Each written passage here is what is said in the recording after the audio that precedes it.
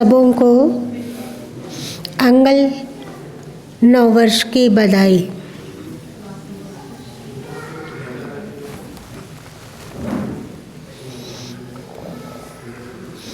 भारत में प्राचीन समय से ही अतिथियों का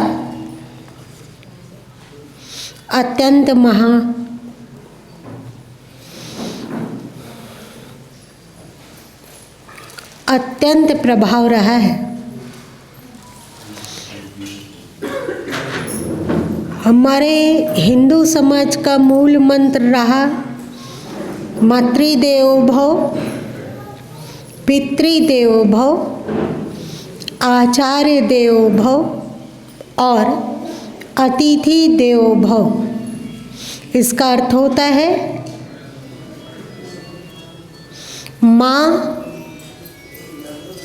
ईश्वर का रूप है, पिता ईश्वर का रूप है और गुरु ईश्वर का रूप है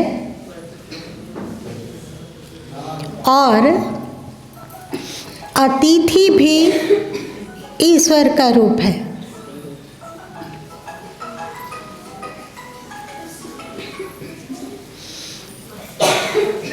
वैसे ही ये आंगल नववर्ष मतलब पाश्चात्य संसार का नववर्ष अतिथियों का नववर्ष है, इसलिए इसका स्वागत होना ही चाहिए। इस दिन यदि खुश होने का अवसर मिलता हो इस बहाने तो अति उत्तम है। अतिथियों का समादर हमारे भारत की परंपरा है।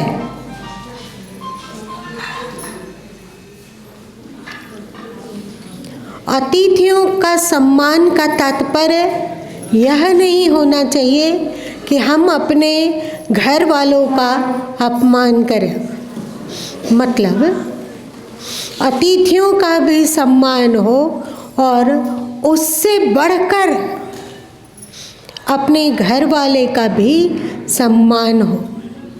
ऐसा नहीं कि अतिथियों का तो हम सम्मान करें पर हम अपने घर से माता पिता और गुरुजन जो हमारे अपने हैं उनका तिरस्कार कर दें और उन्हें हम अपने घर से निष्कासित कर दें। ऐसा नहीं होना चाहिए।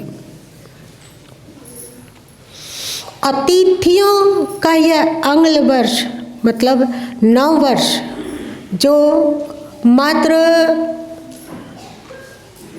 2023वां वर्ष है, पर आपको इस बात का भी स्मरण होना चाहिए कि हम सबों का नववर्ष ये नहीं है। हम सबों का नववर्ष चैत्र शुक्ल प्रतिपदा है। जैसे आज हम सब खुश हैं, आज हम एक शुभ कार्य के साथ में नव वर्ष में प्रवेश करना चाहते हैं, उसी तरह हमारा जो अपना नव वर्ष है उसका भी इसी तरह से स्वागत हो और इससे बढ़कर हो। तो आप सभी याद रखेंगे कि जब चैत्र शुक्ल प्रतिपदा आता हो तो आप सबों में ऐसा ही उत्साह हो, ऐसा ही उमंग हो, ऐसी ही खुशी हो, ऐसा ही गुरु गोविंद को नमन करने की लगन हो। तो फिर ऐसा होगा कि हम अतिथि का भी सत्कार करते हैं और उससे बढ़कर अपने घर वाले का भी सत्कार करते हैं। क्या आप लोगों को पता है कि भारत का पुरातन नववर्ष चैत्र शुक्ल प्रतिपदा को है? किन्हीं किन्हीं को यदि ये पता हो तो प्लीज हाथ उठाइए। इतने लोगों को पता है, वाह। अभी हम लोगों का ये जो चैत्र शुक्ल प्रतिपदा है, ये विक्रमादित्य के समय से आया। उसके पहले आज हम लोग विक्रम संवत चैत्र शुक्ल प्रतिपदा है, उसके पूर्व युधिष्ठिर के नाम पर जिस दिन उनका राज्याभिषेक हुआ था, उस दिन वे लोग नववर्ष मनाए थे। और उसके पहले कृष्ण के नाम पर नववर्ष का प्रचलन था। और उसके भी पूर्व महान श्री राम के राज्याभिषेक के दिन नववर्ष मनाया जाता था। उसके भी पहले, उसके हजारों हजार साल पहले, जब आप सब ने मिलकर, मतलब देवता और असुर मिलकर और समुद्र मंथन किए थे, और समुद्र मंथन में जिस दिन धन्वंतरि जी अमृत का कलश लेकर सागर से निकले थे, उस दिन को नववर्ष मनाया जाता था। अभी भी व्यापारी वर्ग अपने बही खाते को कब फिर से नवीनीकरण करते हैं? दीपावली। इसके पीछे के उद्देश्य को जानो। दीपावली क्या है? दीपावली जहाँ भगवान श्री राम अयोध्या लौटे वो तो है ही, और साथ साथ में इसी पीरियड के एक दिन पूर्व धन्वंतरि जी प्रकट हुए थे। एक दिन पूर्व उसी दिन लक्ष्मी जी सागर से प्रकट हुई थी। 14 रत्न प्रकट हुए थे। तो उसकी स्मृति में हम लोग अपना नववर्ष मनाते थे।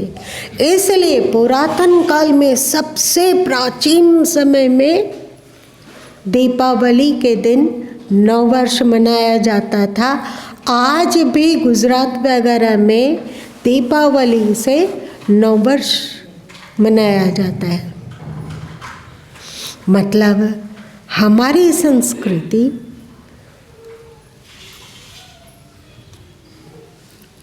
बहुत प्राचीन है, बहुत प्राचीन। संसार का सबसे प्राचीन संस्कृति हम ही लोग की है। और आपका शास्त्र कहता है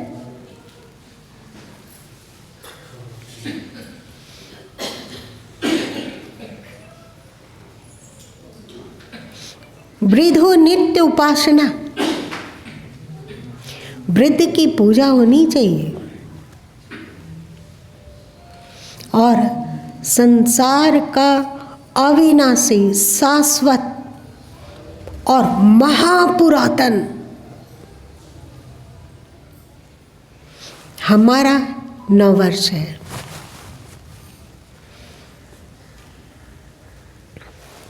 समय समय पर महान आत्माओं के नाम पर नववर्ष बदलता गया, बदलता गया, बदलता गया।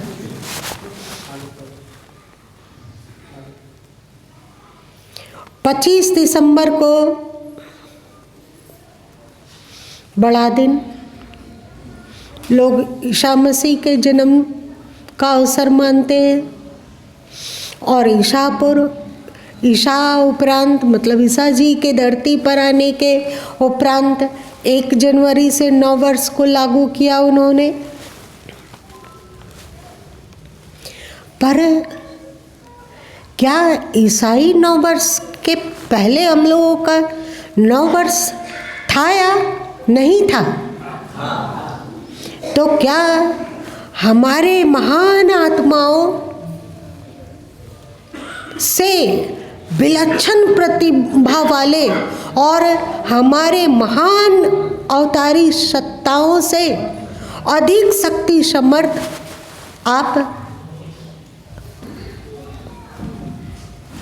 पूज्य ईसा मसीह जी को मानते हैं।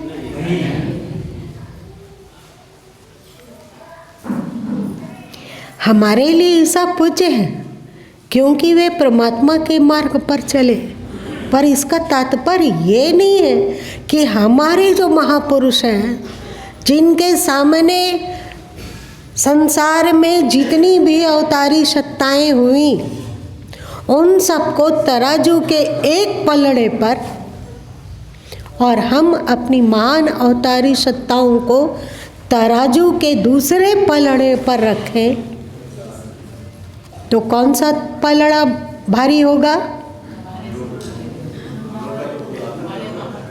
आप लोग चुप हैं।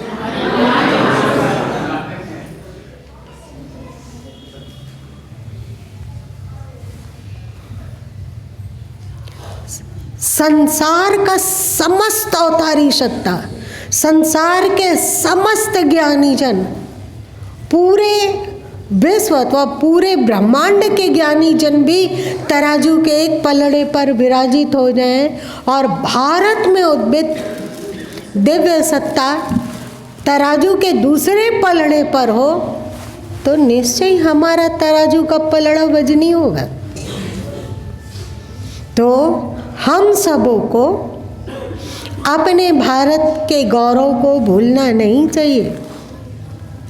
हम अपने पुरातन और शाश्वत संस्कृति के आगे नमन हो, हम उनके आगे सिर झुकाएं। यदि आप अपने माता पिता मतलब अपने अवतारी सत्ता का सम्मान नहीं कर पाए तो धरती में कभी हम लोग सम्मान नहीं पा सकेंगे। आप चाहते हो कि संसार आपको हे दृष्टि से देखे, आप अपना सम्मान स्वयं कीजिए। आप अपने विलक्षण संस्कृति, सभ्यता, अध्यात्म और महान आत्मा से अवश्य परिचित हो। जैसे हम लोग ईसाई नववर्ष का दिल खोल के स्वागत किए, वैसे ही दिल खोल कर स्वागत करें विक्रम संवत के नववर्ष को, और साथ साथ जो दीपावली के समय में आता है नववर्ष, उसका भी दिल खोल कर सम्मान करें। सबका सम्मान, पर अपनों का अपमान करके नहीं।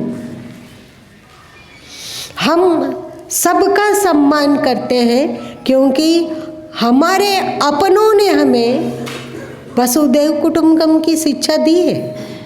पर वसुदेव कुटुंबकम को हम जान पाए अपने अवतारी सत्ता के द्वारा, तभी हम सब इतने उदार हैं। हम लोग उदार हैं कि नहीं? कितने खुश हैं। देखो अभी नववर्ष में आज गुरुद्वारे में, मंदिर में और तीर्थों में भीड़ उमड़ती है कि आज भाई ईसाई नववर्ष है, चले प्रभु का आशीर्वाद लेके आ जाते हैं, चले संत सदगुरु का आशीर्वाद ले लें। ये ज्ञान, इतनी उदारता हम लोगों के बुद्धि के कारण नहीं आई, हमारे पूज्य पूर्वजों के कारण आई है। इसे आप मानते हैं? आप जाके देखो चाइना में कितने प्रतिशत लोग ईसाई नववर्ष को मना रहे हैं। आप चले जाओ कतर, आप चले जाओ मिस्र, आप चले जाओ अरब, कितने लोग इस नववर्ष को, इसे नववर्ष समझ के मना रहे हैं। जाके देख लो। आप पाकिस्तान चले जाओ, कितने लोग। लेकिन हम लोग मनाते हैं क्योंकि हमारे पास ज्ञान है, हमारे पास विवेक है, हम इसे मानते हैं कि हर शुभ में शाश्वत ईश्वर ही झलकता है। लेकिन ये अक्ल कहाँ से आई हम लोगों में? अपने महान आत्माओं से। तो क्या आप लोग अपने नूतन नव वर्ष को इसी तरह मनाओगे? इससे भी धूमधाम से? और अपने युगाब्द मतलब लाखों वर्ष पूर्व कभी समुद्र मंथन हुआ है, उस समय हम लोग का नव वर्ष का घोषणा किया गया था, जब समुद्र से 14 दिव्य रत्न किसने प्राप्त किया? भारत में ये घटना घटी या किसी दूसरे अंगल देश में? धन्वंतरी जी अमृत लेके प्रकट हुए कहाँ? भारत में या दूसरी जगह? तो हमें तो उस दिन नववर्ष मनाना चाहिए, मनाना चाहिए। तो हम लोग भी उन दिनों को भी इसी तरह उदारता पूर्वक सम्मान के साथ नववर्ष को मनाएं और हम दिखा दें कि अतिथि हमारे यहाँ यदि भगवान समझकर पूजे जाते हैं तो अपने माता पिता गुरुजन साक्षात परमात्मा समझकर उनके चरणों में नतमस्तक हुआ जाता है।